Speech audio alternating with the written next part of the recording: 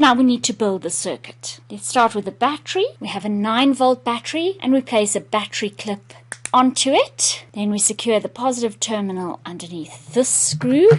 Make sure that it's nice and tight.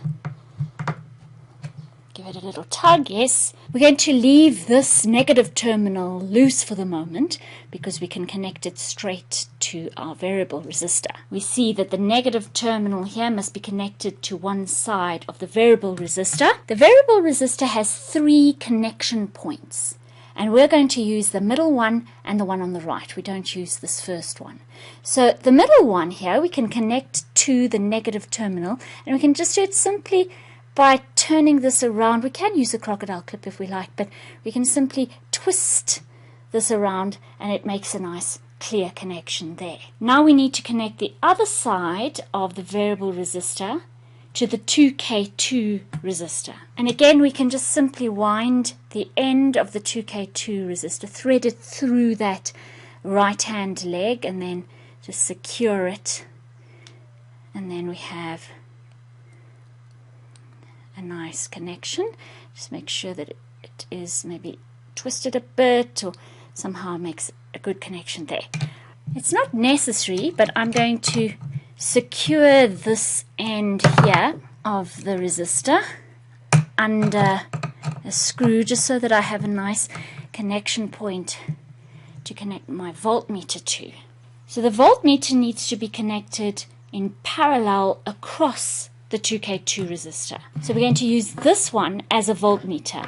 We're going to turn its dial to 20 V.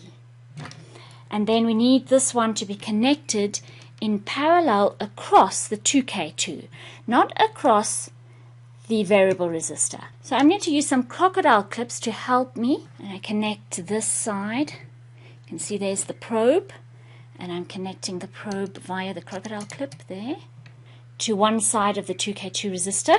Then I'm using another crocodile clip,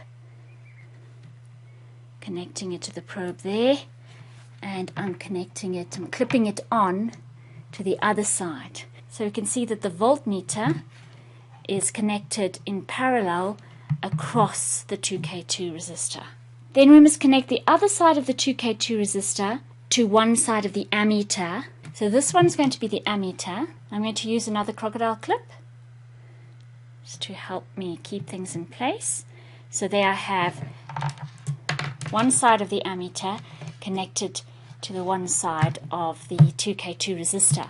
Then the other side of the ammeter needs to complete the circuit over there. So the other side of the ammeter is connected to the positive terminal of the cell. Let's start off with a variable resistor turned all the way to one side. It doesn't really matter which side. And then we need to place our meters at the right setting. This one's a voltmeter. Place it at V20, maximum 20 volts. And this one is an ammeter, and I place it at 20 milliamperes. It's giving no reading yet because I haven't completed the circuit. So I'm going to take 4 different readings, always getting the voltage and current strength for a particular resistance of the variable resistor. So I complete the circuit, and I can see that at the moment the variable resistor is actually on 0 ohm. So the 2K2 resistor is getting all the voltage that the battery gets, and that's 9,41. And the current strength through the 2K2 resistor is 4,32. It's varying, what shall we say? 4,32 milliamperes. Now I turn the dial a bit. You can see that that changes both of the readings. And then I record that.